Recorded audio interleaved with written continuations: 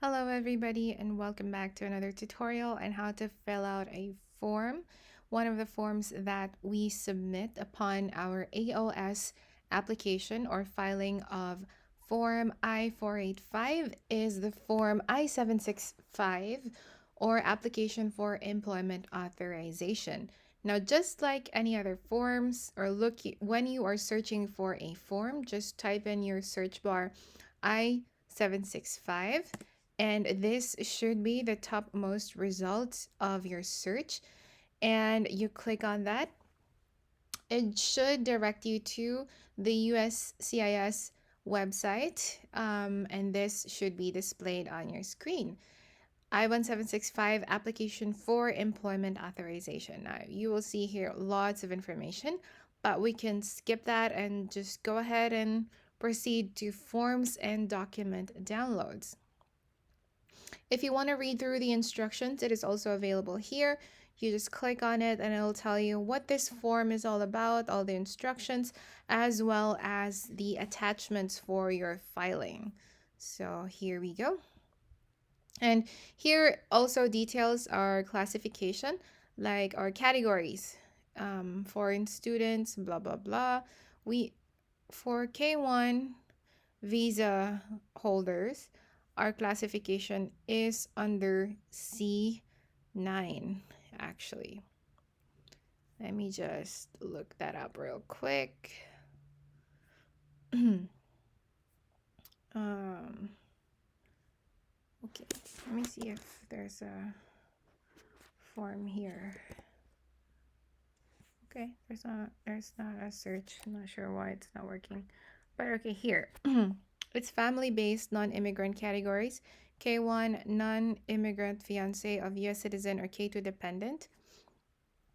Along with your blah blah blah. So if you have a pending application status, AOS of adjustment of status, you should file under category C9. So this is us, because we are filing this along with our 485. That is because it comes free if you file it with your AOS.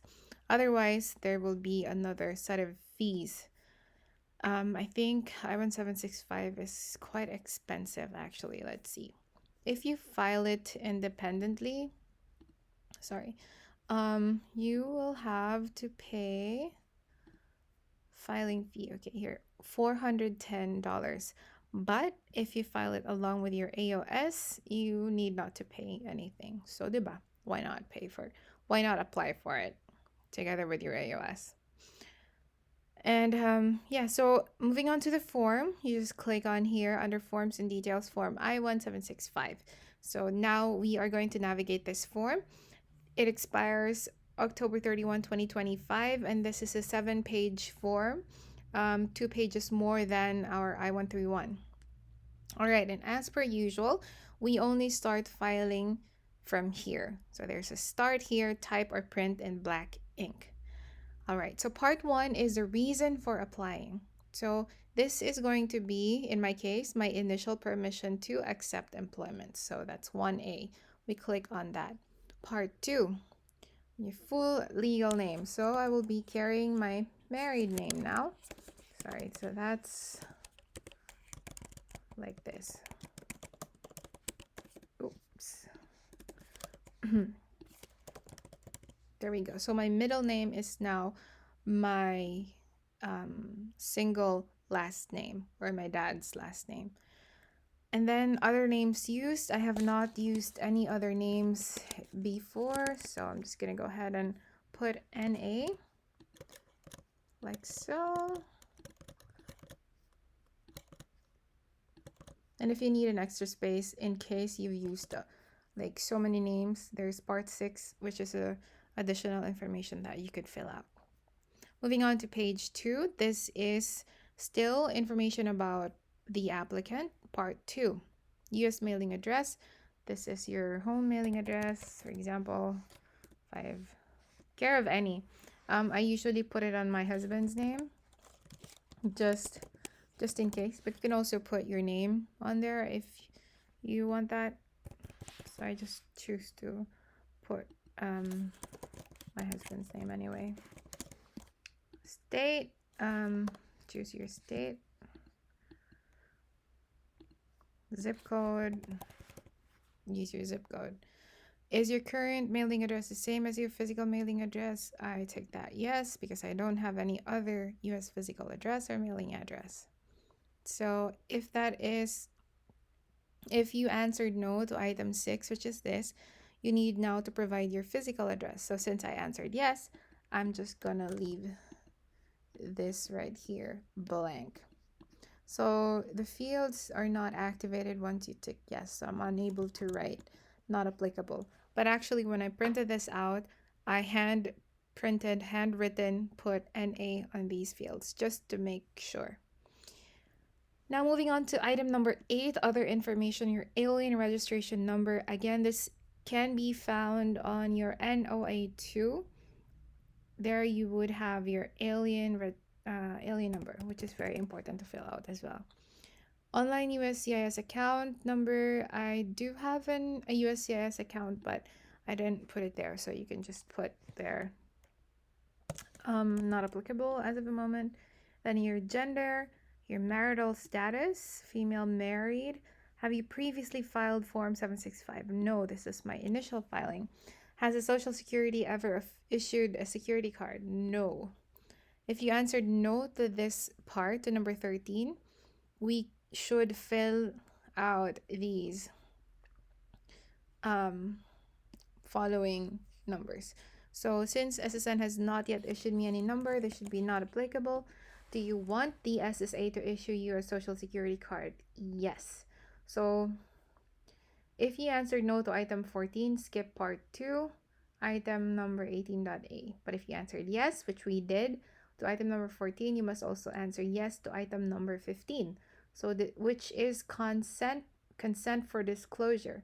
I authorize disclosure of information from this application to the SSA as required for the purpose of assigning me a social security number and issuing me a social security card. There we go. If you answered yes to item numbers 14 and 15, provide the information of the requested item. So this is going to be father's name. Provide your father's birth name here. My dad's first name, for example. Sorry, this is last name. There we go. And my mother's birth name. So when my mom was still single, just like that. Your country or countries of citizenship or nationality. So that would be Philippines. Oops, what happened? Okay. Sorry. I only have one. So 18.b would be not applicable. Moving on to part 2, this is still information about you, place of birth. So here is our place of birth, just random. For example, I was born in Bacolod, Negros Occidental, Philippines, for example. And then my birthday. Information about your last arrival in the United States. So these information you can find on your form I-194. I-194 is your arrival or departure record in the United States. I did a video on how you could secure your I-194. Just check out my videos list in my page and you can find it there. So on your document record I-194, you will see there your departure or arrival record. So you'll input it here, for example, like that. And then your passport number of your most recently issued passport. This should be, yeah, your passport. Mine started with an E, with a P, and then blah, blah, blah, like that. Travel document, since I only used my passport as my travel document, so I'm not going to fill out 21.c. It's not applicable. Country that issued my passport is Philippines. And then expiration date of my passport. So you put it here just as an example. Date of your last arrival in the United States. This is The record here should coincide with the record of your recent I-194. Like that place of your last arrival in the United States. This is your port of entry. I flew in Chicago. Immigration status, I was on K1 visa. Your current immigration status, for example, yeah, I'm still on K1, but actually I'm on K3 now because I am a I am a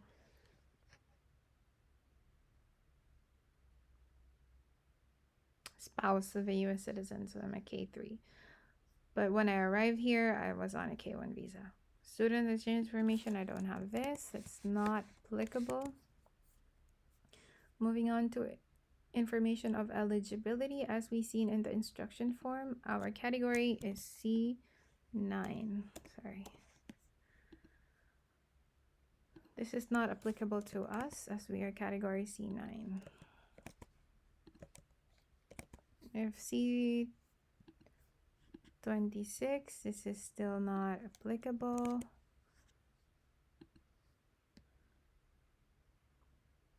This is not applicable to us. C8, C36. If you entered via 3536 and 1931, this is still not applicable. So, moving on, page 4, part 3, applicant statement, contract information declaration, certification, and signature. So, applicant statement, I can read and understand English. We don't need an interpreter, so that's not applicable at my request. We don't also need a preparer because it's just me who prepared the application. Date, time, phone number. We should put our phone number here.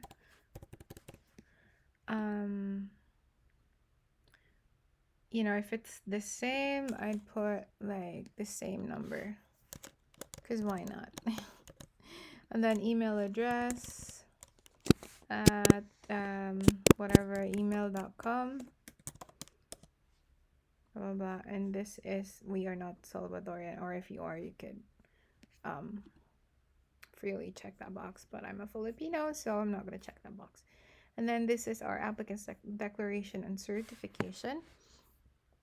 Basically just certifying all the information in this application and documents submitted were provided or authorized by me, and I reviewed and understand all the information contained in and submitted with my application, blah blah blah.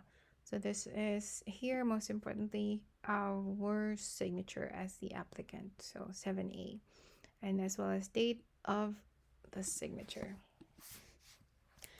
We did not use an interpreter, so part 4 is an A. Yeah, it's just important to put an A for me. But mailing address, this is about the interpreter, so this is not applicable because we did not use an interpreter. So on with the contact information of the interpreter, signature not applicable.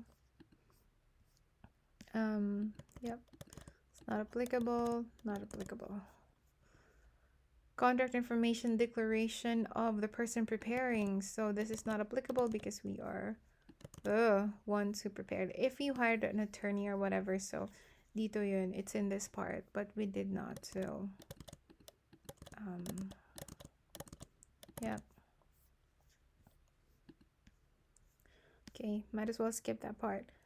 Page 6, contact information of the person preparing. This still not applicable because we prepared it ourselves. Part 6 is additional information. If you need extra space to provide any additional information within this application, you should be using the space below. Like here, for example, if you used any other names and you exceeded the number of fields available in part 1, you should be listing it down here. Okay, so basically that's it. So I-765 is for your employment authorization, and there are 7 pages on this application form. And the requirements are quite similar with I-131. We still included a cover letter, a G1145, the accomplished form I-765, my passport biopage, my arrival documents such as my visa page, admission stamps, and my I-194. Eligibility records, notice of receipt, notice of approval of our K-1 visa petition. Number 7 is our marriage certificate. And lastly, our vaccination record. So I will list that down in the description box for your reference. If you have any questions, just feel free to leave a comment down below and I'll get back to you as soon as I can. Thank you guys so much for watching. I hope this helps. And yep, cheers guys. See you in the next video. Bye.